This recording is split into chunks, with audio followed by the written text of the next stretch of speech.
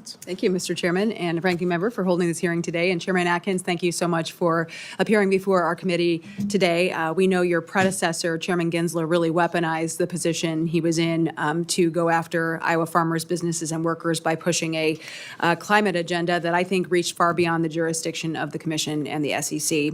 Just one example of rogue actions under the previous administration. And so in March of this year, I was very pleased to see the Commission vote to stop defending that controversial climate disclosure rule. So thank you for helping to protect hardworking Americans against an egregious and outrageous rule. What is the status of the rule now, and what does the Commission plan to do in terms of formally rescinding that rule? So thank you for the question, Congresswoman. That rule was adopted, I think, March of last year by the Commission, and so, but then quickly there were lawsuits filed in various jurisdictions, and so the Commission at the time basically put it on ice voluntarily.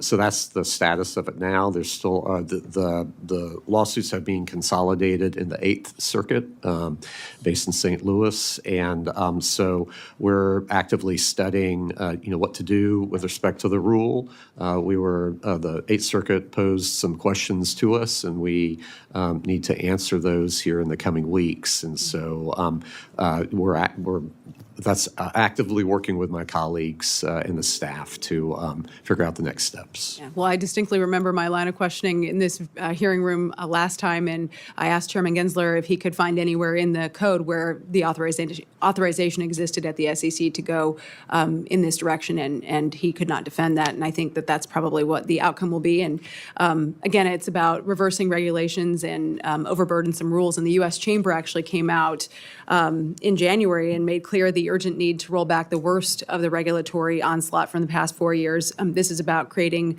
an environment for our small businesses and our workers to actually be able to thrive. And I agree. So what is your status of review of burdensome and unnecessary regulations at the SEC, and what does that process look like?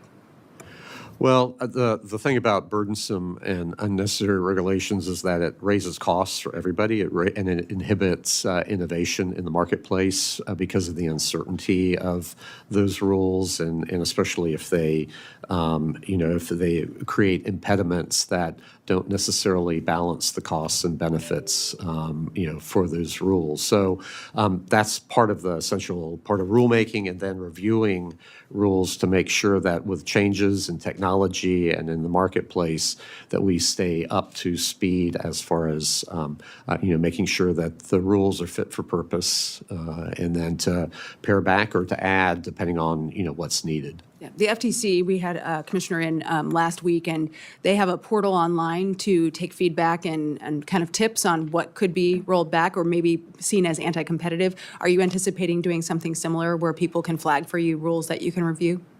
Yeah, in fact, I was just talking about that yesterday, that that was probably a good idea. We will enter into roundtables, like on the crypto side. We've done that and have, I think, 1 or 2 more left to do that the task force is planning. But more generally, to have like a suggestion box, let's say, is not a bad idea for to address anomalies that the staff of the SEC, not being active practitioners outside, may not be aware of.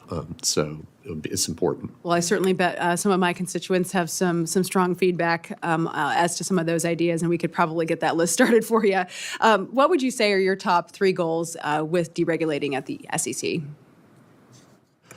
Well, I don't know about deregulating, but maybe just focusing on what the real issues are where, again, there are impediments that are thrown up.